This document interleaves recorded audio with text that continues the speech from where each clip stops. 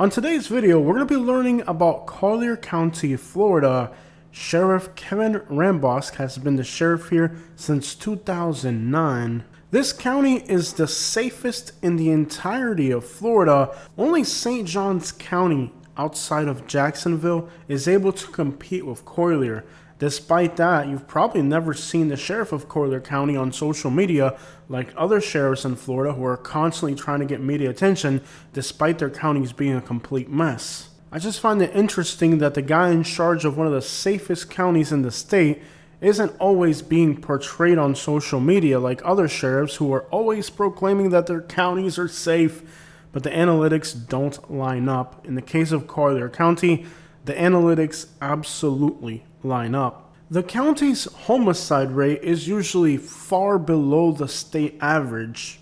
At under 4 per 100,000, it makes it one of the safest counties in the state. The county's overdose death rate correlates with the state average, but recently is above the state average for the first time since the last recession. The largest city in Collier is the city of Naples. Despite it having a small population, it encompasses the metropolitan area of the entire county. It is considered one of the most exclusive and expensive cities in the entire country, with real estate on the beaches exceeding over $100 million. Naples, within city limits, is really exclusively for the wealthy, and poor communities do exist in the county, but they are far inland. Collier is the largest county by size in the entire state of Florida at just under 2,000 square miles. Despite the fact it's the largest county, it's only the 19th largest by population. That gives the county a very low population density. The iconic Naples Pier is the most recognizable landmark in the county. Unfortunately, Hurricane Ian completely destroyed the pier. It is currently being rebuilt. This pier has served for over 100 years as a point of transportation, trade, and currently of tourism for the city of Naples. It's a historic landmark that has been rebuilt many times over the years, and it has always been subject to destruction by hurricanes. The Naples Pier was originally used for transportation to bring in supplies to a part of the state that didn't even have roads until the 1930s. South Florida really was incommunicated and hostile, and most of the supplies that were brought into the area were brought in by the Naples Pier until US 41 reached this area. The first resident of Naples, as we would know, was in the late 1800s, somebody from Louisville, Kentucky, who came down and founded the first homestead in the city. The area had historically been occupied by the Calusa natives, who built shell mounds like those found on Marco Island that were later bulldozed and turned into the landmass that is today the urban area of Marco Island to the south of Naples. Not much exists about Naples from the Spanish records and the surrounding area of Collier County, other than it was where people were hiding during the Seminole Wars, as it was isolated, remote, and inaccessible. The Smallwood store, which is now a museum, sits in Everglades City, served as a trading post between the white settlers and the natives that were living farther into the Everglades, even during the time of the Native American Wars. So despite the federal efforts to go against the Calusas, Seminoles, runaways, and other individuals that were living in the Florida Everglades, it seems like the locals down here didn't view them the same way. In fact, the Smallwood store was a trading post in a time when the people that they were doing business with were wanted by the federal government.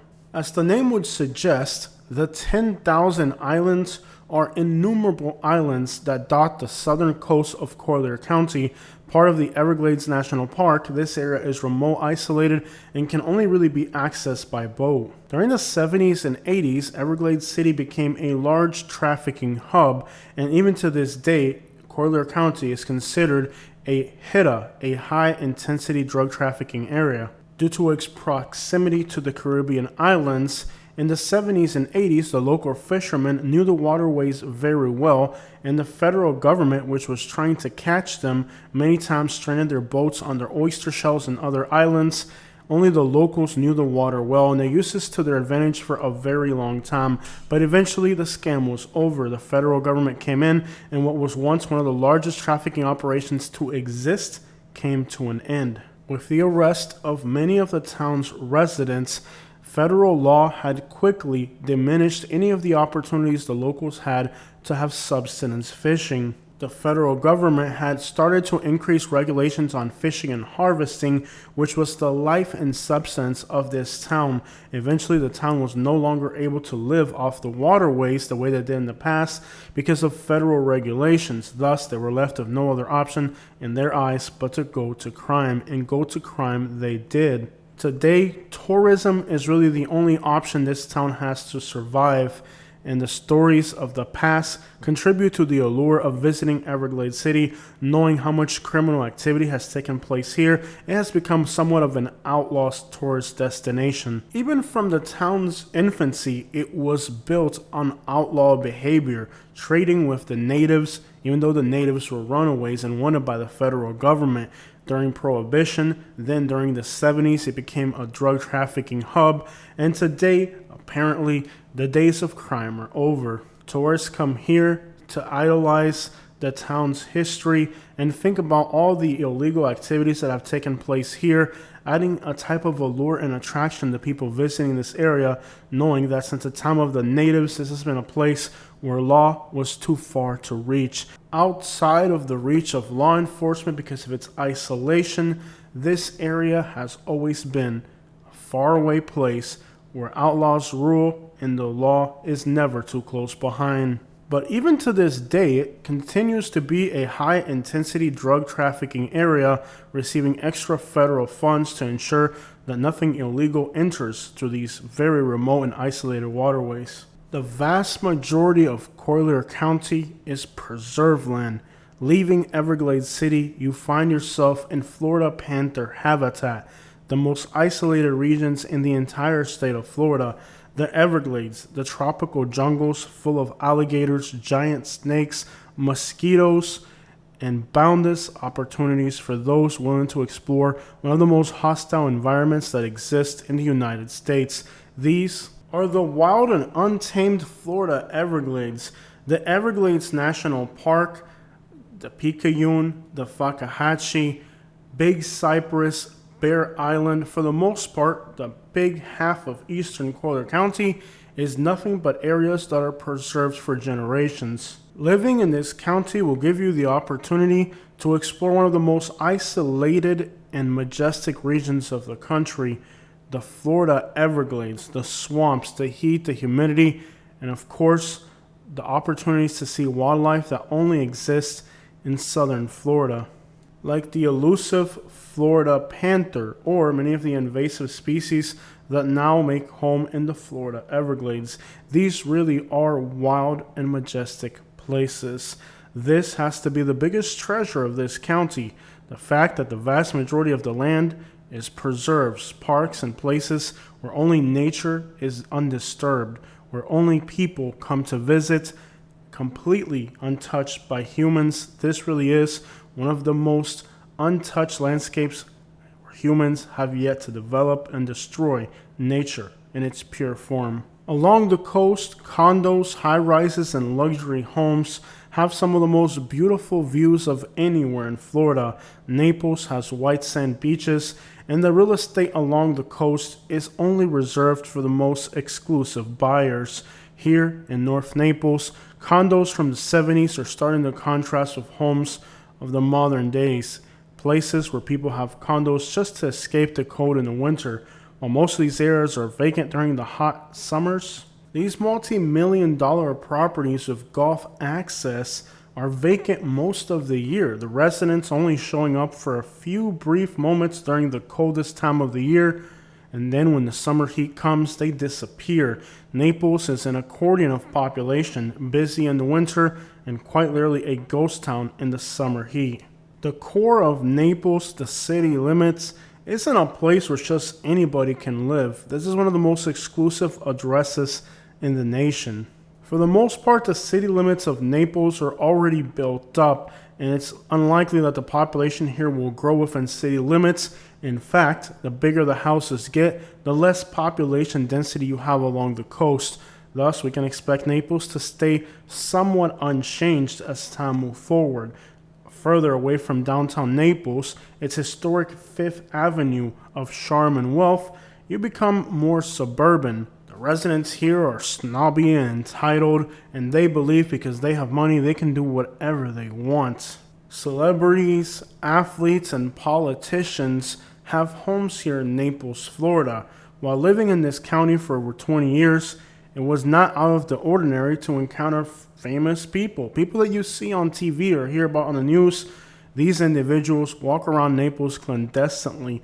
This is a safe and very wealthy city, and while working in Naples, you were constantly going to properties of individuals that you probably knew who they were just by hearing their name. It wasn't out of the norm. This is, after all, one of the wealthiest enclaves in the entire country, and the type of money it takes to live here, not just anybody can attain to the real estate values of this city. Pretty much everybody living here along the coast is somebody in some way or another. However, this county has a nasty little secret. It has one of the worst income inequalities of anywhere in the country, where the rich people, the 1% of the population, make 72 times more than everybody else. And keep in mind that everybody else includes people that are millionaires themselves. The town of Immokalee in the eastern part of the county is considered one of the poorest cities in the state of Florida. It is believed that nearly 90% of the population here is undocumented. Consisting mostly of Guatemalan and Haitian migrants, this city's poverty and misery has no boundaries. It really is one of the most impoverished places in the entire country. And we have to think for a moment how in the same county you have the wealthiest people in the world and also some of the poorest. Why is this county so marginalized? Well, the answer is quite simple. The wealthy people like to have somebody poor they can exploit. Something like what happens in Dubai, where you have all this wealth and opulence, but in the back room you have the servants, the workers, and those people are much less visible and talked about. And the same thing happens in Collier County. The wealthy here like to have an exploitable labor force. The people that live in these poor communities, you would think would have great opportunities being right next door to Naples, but the reality is that these individuals became wealthy not by being generous, but by exploiting other people. And in my 20 years that I lived in Naples, that is the way I would describe the experience of being poor in the richest city in the United States. Living here in poverty is difficult. The cost of living is always top and premier, but the salaries are absolutely abysmal. Many people will do anything they can to live in this community for its safety. Because this area is so safe and attractive, people are always willing to work extra jobs and do whatever they have to be able to live here. People that live here will really do anything to stay in these communities because they're so safe and attractive. Thus, the labor force is oversaturated more than anywhere else in the country likely. I've never seen anywhere else in the United States where the labor force is so saturated. The reason being that people are willing to do anything to live in a place like Collier County.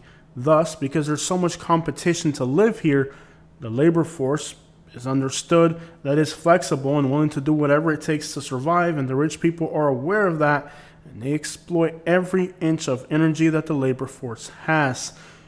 Understand this, because it's a nice and safe place, people are willing to work and do whatever it takes to live here. Thus, it becomes a competitive place for the poor people since they're always trying to hold on to a lifestyle that they can't afford. Thus, that oversaturates the labor force and creates a situation that Naples has, that despite being a very wealthy city, it is a very cash-strapped city at the same time. It's a difficult concept to understand how a county that has so much wealth and affluence also is a place where it's difficult to make money. You would think that with so many rich people living here, money would be easy to obtain until you start to realize that most of these people live isolated in gated communities where they're out of the reach. They're gone half the year, and when they are here, they only go from the restaurants to the golf course to the beaches. That doesn't really leave a lot of opportunity for services or industries.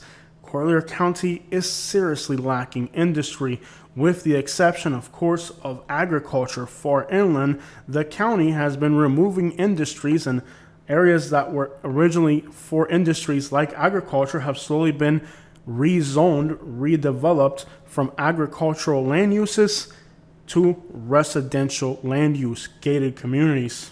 It's no secret that one of the components to cities having large incomes is industry, and being in proximity to larger cities is becoming ever more important. Naples is about 140 miles from Miami and about 170 miles to Tampa. There are no large cities or large airports in this vicinity, which means that it's nothing more than an isolated city that doesn't have any industries, only recreational land use for the wealthy and residential property. Then there's the oversaturation of services. We're talking about furniture store after furniture store after furniture store. Driving to Naples, Florida, all you see are banks and furniture stores. Banks and furniture stores. These are businesses that swallow up a vast majority of the landscape of Naples and leave very little land available for anything else. Something that makes the coastline of Naples and Collier County different is that there are patches of preserved land that come right up against the water. This creates a situation where Naples actually has natural settings along the coastline, an idea that is almost alien to anything in Southeast Florida. Naples has white sand beaches, and coming up against it, preserved lands. This creates areas that are vacant, and it creates higher real estate appreciation for whatever real estate is available along the coast. Without a doubt, these beautiful beaches with white sand and natural settings adjacent, the few pieces of real estate available here will do nothing but appreciate in value. Naples is a place that is 80-degree water temperature when most of the country is freezing. South Florida, this is the last urban area along the west coast of Florida towards the southern end. In December, in January, the water temperatures in Naples are warm enough to swim in. Tampa cannot boast of the same. There is a water temperature difference. You can literally go to the beach in December in Naples and take a swim in warm Gulf waters. There's only a few places in the country where you can do that. Of course, on the other coast of Florida, it is all built up. Not only is the weather exclusive, but the diversity of wildlife and ecosystems here are also something you're going to find nowhere else in the country. This warm weather tropical coastal paradise is the reason why real estate prices in this county are some of the highest in the state. It really is desirable real estate. And while in the summer it is a miserable place to live, for those few months in the winter when the whole country is frozen, this is where the most wealthy people in the United States are undoubtedly going to reside. Collier County, Florida, the largest county in the state, one of the wealthiest and safest counties as well. A low-key place with gated communities where only the most wealthy people are able to reside, even if it's only for a beautiful yet brief period to escape the cold weather in the north. Yet being far from larger cities, the economical opportunities for the full-time residents here are difficult. The fishing and wildlife and warm weather attracts a lot of people. And while it is enjoyable to live in Naples because of all these aspects, it's also economically a challenging place to live. Despite the wealth, you really feel economically small here. These wealthy people like law enforcement, HOAs, rules, and regulations. And one of the biggest complaints that people moving to Naples have is how much regulation and how much control there is over just about everything. After all, these very wealthy people are very, very precise about what they expect about the community they live in. Many of the things like massive homelessness that are just rampant throughout the entirety of the state of Florida simply do not exist in this county. Now, the county does report 730 homeless people, which is exceedingly high. However, those homeless people are all in shelters and programs and not visible on the street. Finding a panhandler in Naples has become more common, especially after 2015, 2016. That is when homelessness started to become visible throughout the entire state of Florida on a larger scale. However, while you will occasionally see a homeless person, occasionally see a panhandler, the population of homeless people here on record is very large because the county actually has control over this issue. Now, I know that number of 700 some people that they report homeless in this county seems alarmingly high. Go to this county and try to find these homeless people. They're in shelters, they're in programs. Visible homelessness like you see in other counties in Florida is not likely to happen here. Again, the safety, the amount of law enforcement, and the amount of resources that the wealthy put into this county to make sure that it is a safe place for them to reside is excessive. In fact, being poor here actually makes you a target of police profiling. Yes, the wealthy have absolutely no problem telling the cops that if somebody looks out of place, to make sure they're not up to anything suspicious. Police profiling is a huge problem for people that don't really look like they fit in here.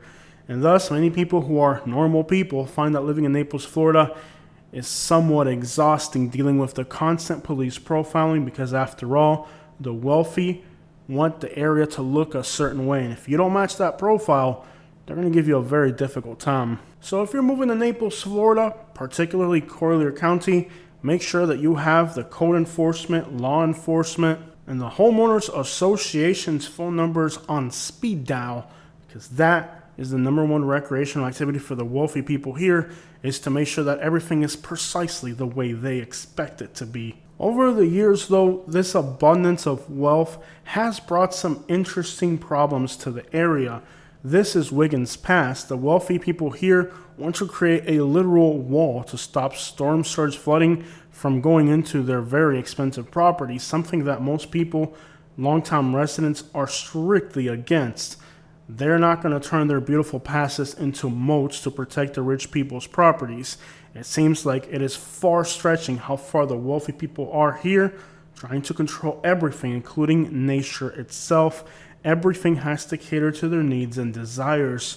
They are far too lofty and far above everybody else to have to follow the same rules that we have to. The eastern edge of Naples is referred to as the Golden Gate Estates, or as simply the Estates. This is an area where properties range from 1.75 acres all the way up to 5 acres, and some properties are even 10 acres. This is a massive grid pattern that is now starting to get Publixes, stores. There was really nothing out here other than a giant grid pattern. The skinny lots, as they're called, are the 1 acre pieces of land. These are really close to each other, despite the fact they have 1 acre of land. It's a very long and skinny lot, thus the name the skinny lots. On these properties, you have a 75-foot easement on the back, which means back to back, there's 150 feet of property that cannot be touched. It has to remain undeveloped, leaving a lot of space between the houses in the rear, but very little on the sides. It really is an odd use of land. You can step it up to a 2.7 acre lot, more spacious, a 5 acre lot, and finally a 10 acre lot. These properties in the estates are growing tremendously now. The vastness, again, this is the largest county in Florida. The vastness of the Golden Gate Estates means that for years to come, there will be many empty lots for new homes to go in.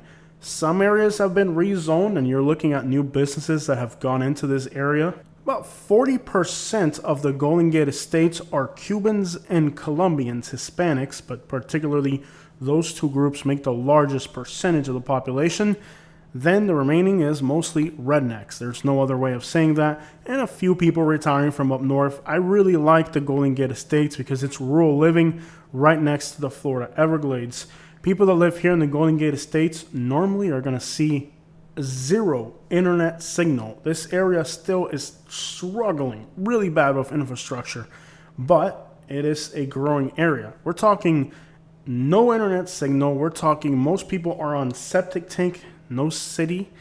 And of course, everybody's on well water. There's no city water or city septic.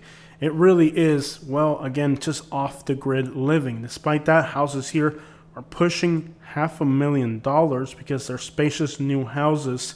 And again, I think for about 20 or 30 years, there will be plenty of empty lots in this area. It is just absolutely expansive. It's a massive area, but beautiful new homes are going in to what is the eastern edge of the rural estates, as they call it now. They're starting to get some Cuban restaurants, some Publixes, some Chinese food, some storages, even luxury apartments now on the edge of the Golden Gate Estates. I'm sorry, the rural estates, as they call it now. I think there's even like a Starbucks out there now. There wasn't crap back there. All this stuff is recent and new.